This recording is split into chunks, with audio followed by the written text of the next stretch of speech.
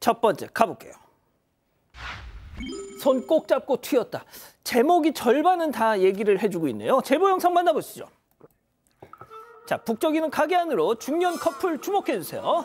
자, 술과 안주를 이제 시켜서 냠냠쩝쩝하면서 신나는 붉은 파티. 자기야, 나 취했죠? 아유, 깍쟁이 귀여워라. 아, 해봐, 옳지 옳지 막 먹여도 주고. 자기야, 나 화장실 다녀올게 하면서 이렇게 등 토닥이면서 가요. 자, 다녀와서는 말이죠. 아유, 또 자기야, 나 왔죠? 하면서 자, 저렇게 막 등을 쓰다듬죠. 아유, 분위기 좋아. 영화를 찍어 아주. 자, 그런데 저렇게 그냥 가면은 안 되잖아. 어디가? 그렇습니다. 팔짱 끼고 유유히 페이드 아웃. 아, 저는 깜빡한 거라고 믿고 싶습니다만 그래도 일단 설명해 주시죠. 네, 지난달 25일 공덕의 한 술집에서 일어난 먹튀 사건입니다. 사장이 제보를 해왔고요. 부부로 보이는 한 중년 커플이 술과 안주 약 6만 원어치를 시켜 먹고는 계산하지 않고 다정하게 손을 잡고 나간 뒤에 오지 않았습니다.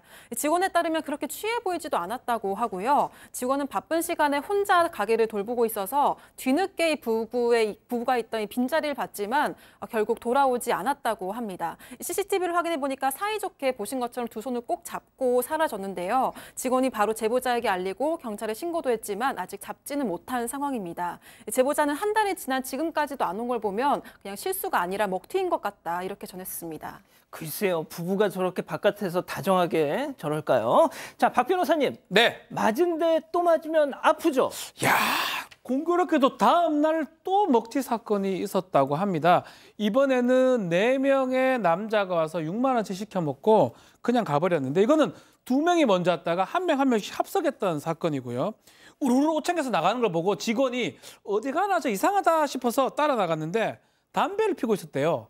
안심하고 돌아왔는데 그 사이 도망가 버렸습니다. 아이고. 그래서 아마 추측하건대 이 사람들 먹튀일 가능성 알고도 매우 높아 보이고 술은 좀 많이 마셨다고 합니다.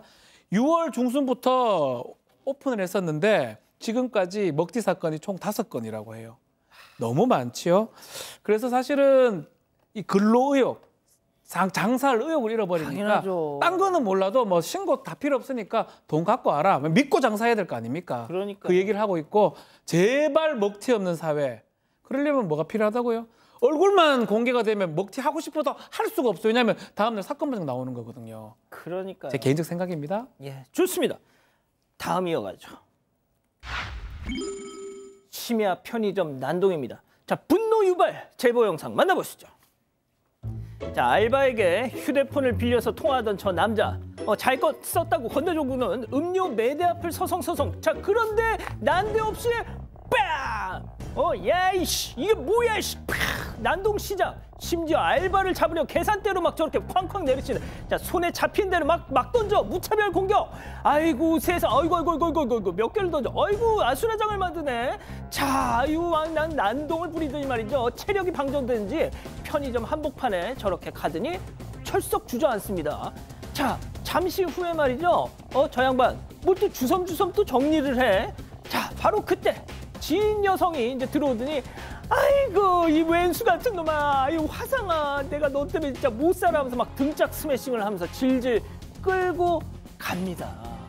자, 도대체 뭐 하는 인간이길래 자, 난동을 피워도 무슨 맥락이 있어야지 말이죠. 네, 이 사건은 지난 20일 밤 11시에 충북 진천의 한 편의점에서 일어났습니다. 이 사장에 따르면 60대 남성이 편의점에 들어오더니 아르바이트생에게 휴대전화를 빌려달라고 했고 이렇게 휴대전화를 빌려줬다고 합니다. 전화를 여러 번 걸었는데 통화가 안 됐나 봐요. 그래서 휴대전화를 돌려달라고 해서 돌려받았는데 그때부터 이런 난동이 시작이 됐습니다.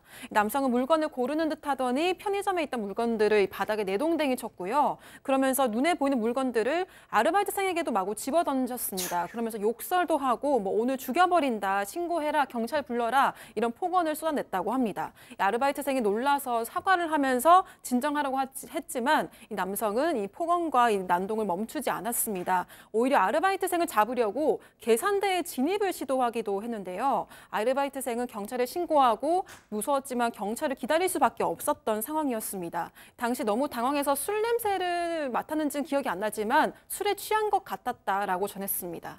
자, 지금 등짝 스매싱 하면서 끌고 나가는 저분의 반응을 보니까 양 변호사님, 네.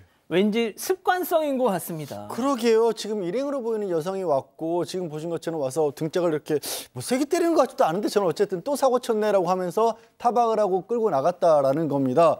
그런데요. 저는 CCTV 영상을 보면서 뭔가 정상이 아닐 것 같다, 아닌 사람인가라고 생각을 했는데 저 남성이 운전을 해서 가요. CCTV 보면. 네, 다시 한번 보세요. 저 네, 남성이 다시 한번 볼 수 운전을 해서 있을까요? 가거든요.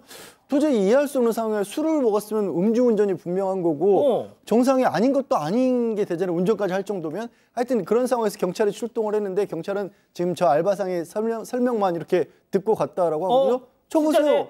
예, 운전해서 갔잖아요. 이거 어떻게 된 상황인지 알 수가 없는 상황인데 일단 경찰도 말씀드린 것처럼 알바생으로부터 이 그 상황만 전해드렸기 때문에 정확히 어떤 일인지는 아직 수사가 안 되고 있는 상황이라고 합니다. 근데 이 알바생에게 쌍욕을 퍼부은 것뿐만 아니라 뭐 쇠붙이 붙어있는 그런 음식류, 소세지 같은 거, 납 같은 거 붙어있잖아요. 그런 것도 막 집어 던졌다라고 하거든요.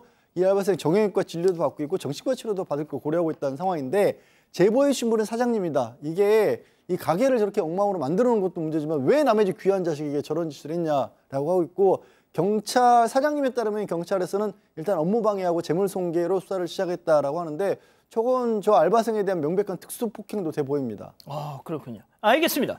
자, 다음 이어가죠.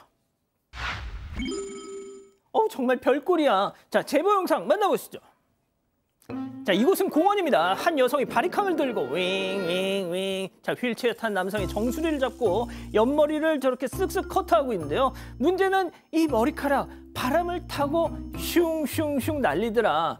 자, 박 교수님, 저희가 공원에서 개털 미는 건 봤어도 사람 머리털을 미는 건 지금 일단 처음 봅니다. 뭐 사람 머리털이라서 괜찮을 수는 없잖아요.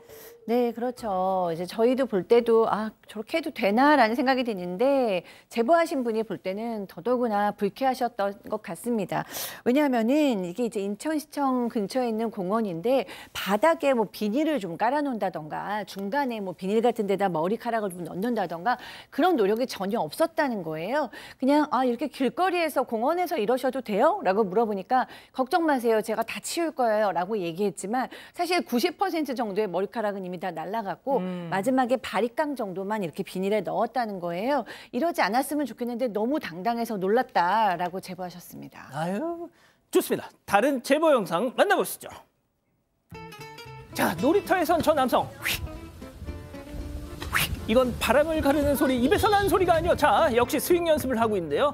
자, 이번엔 그네 뒤에서도 애들은 가라. 오늘 밤 놀이터의 주인공은 나야 나. 자, 박 변호사님, 제가 뭘 여쭐지 벌써 아시죠? 형편없는 스윙입니다. 저럴 바야 안에 들어가서 해야지요. 형편없어요. 머리가 다 들려지고 저런 스윙이면 밖에서 할 게 아닙니다. 저는 프로 선수라도 밖에서 해도 안 되는 거고요. 저기 어디냐면 서울 중랑구에 있는 공원에서 지금 있었던 일입니다. 놀이터요. 놀이터. 아이들 놀이터고 인근에는 병원이 있기 때문에 환자도 많이 왔다 갔다 하고요. 특히 제보하신 분이 아이하고 손자하고 가다가 보고 깜짝 놀래가지고 신고를 이제 얘기를 한 건데 보면 옆에 사람들 가더라도 신경 안 쓰고 계속 스윙을 해요. 그러게. 엉망입니다. 근데 최악입니다. 저 봐요. 머리 들리죠? 왔다 갔다 뭐 야구합니까? 저래서 될 일 아니고 저런 스윙이면 안에 들어가서 그냥 제대로 배우시고 집에서 하세요. 집에서도 하면 안 되나? 하지 마세요. 좋습니다. 예, 좋습니다. 다음 이어가죠. 간 큰 도둑입니다. 충격적인 제보 영상 만나보시죠. 자, 미용실에 남성 입장. 지연아, 요즘 잘 지내? 하면서 막 안쪽을 쓱쓱 확인하죠. 자, 슬쩍 접근하면서 손님, 저기 뭔가를 막 보더니, 손님 옷에 더듬. 자, 주머니 안쪽까지 봤지만 nothing, 아무것도 없어요. 자, 그러자 2차 시도. 이번에는 또 전화하면서 안쪽으로 다가갑니다. 야, 근데 사장님 지금 머리컷 돼요? 자, 태연하게 물어보면서 카운터 위를 스캔. 가제트 팔 솟아라. 오케이, 사장님 지갑 까릿. 자, 저렇게 쥐어들더니 주머니에 챙겨 넣으면서 빠른 걸음으로 도망칩니다. 양 변호사님, 진짜 간이 큰 정도가 아니라 저 인간 아주 배 밖으로 나왔네요. 뭐 이런 인간이 다 있어. 그러게 말입니다. 지금 보신 영상 지난 17일 오전 경기도의 한 미용실에서 찍힌 영상입니다. 보신 것처럼요. 이 원장님 같은 경우에는 안에서 손님 머리를 감겨주고 있었다고 합니다. 그런데 저 남성이 전화를 하면서 전화를 한 건지 아니면 통화하는 척 한 건지 모르겠습니다만 태연하게 들어와서는 계속 뭐라고 얘기를 하면서 손님이 벗어놓은 옷에서 지갑 있는지를 뒤졌던 것으로 보여요. 아무것도 없으니까 보신 것처럼 카운터 쪽으로 와서 계속 얘기를 하면서 원장님한테도 뭔가를 물어보는 척하고 지갑을 싹 빼갔다고 하는데 저 지갑 안에 뭐 카드도 있고 현금도 있고 이것저것 해서 지갑값만 빼고도 한 50만 원 정도 피해를 입었다라는 거예요. 근데 보세요. 지금 얼굴에 뭐 마스크도 없고 모자 같은 것도 없고 아예 가릴 생각조차도 없는 거예요. 너무 황당하기도 하고 무섭기도 하고 이 지금 제보해 주신 분은 신고는 했는데 신고를 해놓고 보니까 저런 사람이면 혹시 찾아와서 또 해코지하는 거 아니야 걱정도 되신답니다. 박 변호사님, 네. 만약에 저 인간이 와서 사장님한테 해코지하면 저희 얼굴 공개하겠습니다. 하시죠. 예? 해요. 해도 됩니다. 그렇지 그럼요. 않을 겁니다. 예. 지가 뭐 무슨 독립운동 한 겁니까? 네. 도둑질하다가 저렇게 얼굴이 잡혔는데. 좋습니다. 자, 마지막 사연으로 가보겠습니다. 너무 솔직한 당신입니다.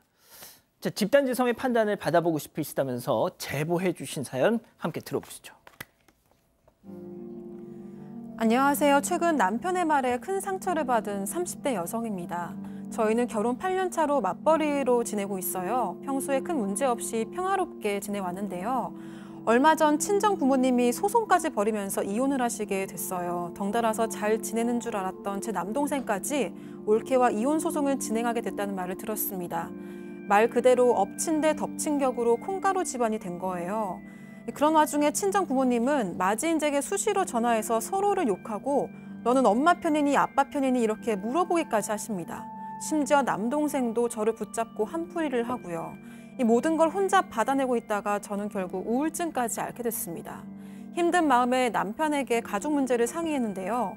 문제는 이때 남편이 이 모든 사태는 다 너희 가족들이 철이 없어서 벌어진 대참사야 이렇게 말한 거예요. 이게 저한테는 너무나도 큰 상처로 다가왔습니다. 물론 남편의 말이 직설적이긴 하지만 틀린 건 아니에요. 그리고 아기를 가지고 한 말도 아니었겠죠? 시부모님은 예전에 이혼하신 상태고 시누이도 이혼 경험이 있거든요. 하지만 저는 단 한 번도 남편의 가정사에 이런 반구한 적이 없습니다. 그런데 제 가족에 대해서 이렇게까지 솔직하게 말하는 남편이 저로서는 너무 배려가 없었다는 생각이 들었거든요. 이런 제가 예민한 건가요?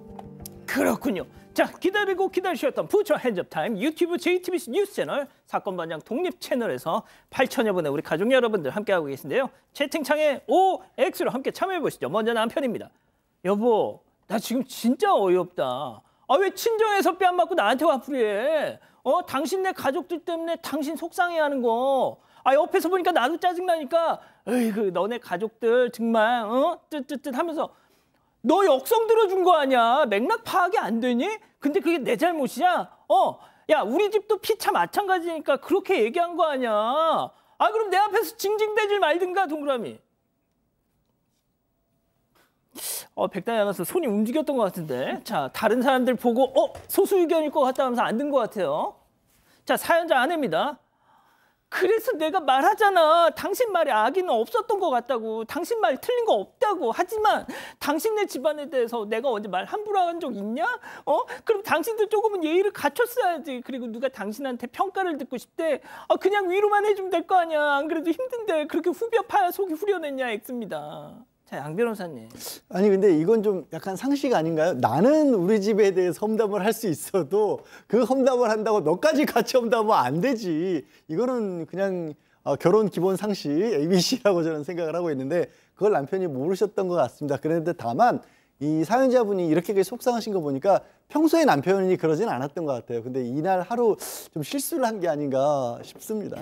그렇군요. 자, 교수님. 네, 저는 이렇게 남편이 사실 아기를 가지고 이랬거나 그렇다고는 전혀 생각하지 않아요. 왜냐하면 남편도 아주 그냥 직설적으로 너네 식구들 정말 큰 문제야. 뭐 이런 식으로 얘기한 건 아니고 철이 없어서라니 약간 이렇게 한 단계 이렇게 떨어뜨려서 얘기했거든요. 나름대로 배려했다고 생각을 하는데 문제는 아내가 너무 속이 상한 상태라는 거예요. 우울증에 걸릴 정도로 엄마 아버지께서 소송하는 거를 그걸로도 끝나지 않고 동생까지 소송하는 중이니까 남편께서 이럴 때는 위로해 주셨어야 되는 게 당연하죠. 자, 박 변호사님. 저는 좀 과하다고 보거든요. 철이 없다니요. 그런 말 어떻게 함부로 할 수가 있습니까? 왜냐하면 본인 집안도 비슷한 일이 있었고 사실은 이혼하는 커플이 상당히 많잖아요. 요즘 이걸 갖고 그것은 그르고 이혼하지 않는 것은 옳고 이렇게 보기 어렵습니다. 한 3커플 중에 한 커플이 이혼하고 있고 본인 집안 또 어머니, 아버지, 시누이까지 이혼을 했습니다. 철이 없는 거는 누굴까요? 과연 이런 얘기를 하는 게 맞는가 하며 우울증까지 앓고 있는데 이런 얘기 하는 거는 저는 좀 남편이 철이 없다. 그럼 뭐 뭐라고 얘기를 해줬어야 될까요? 가만히 있으면 돼요. 입 닫고. 가만히. 꾹 입 닫고. 왜 쓸데없는 소리 하십니까? 그렇군요. 알겠습니다. 백다희 아나운서. 네, 저도 이건 당연히 이해가 안 가고요. 어떻게 이렇게 힘든 시기를 겪으면서 기대는 아내한테 이런 이야기를 할 수 있는지 정말 이해가 안 가고 진짜 충격적이었고요. 좀, 네, 정말 말이 안 나올 정도로 좀 남편분이 잘못하신 것 같습니다. 가족분들 의견도 볼게요. 먼지님, 남편 말 참 못됐게 하네요. 솔직히 아니라 비난이고 욕입니다라고 하셨고요. 김용성님, 아무리 그래도 저렇게 말하는 건 아닙니다라고 하셨습니다. 하지만 골골백선님은 그런 말 할 수도 있죠. 이런 이야기를 보내주셨습니다. 그렇군요.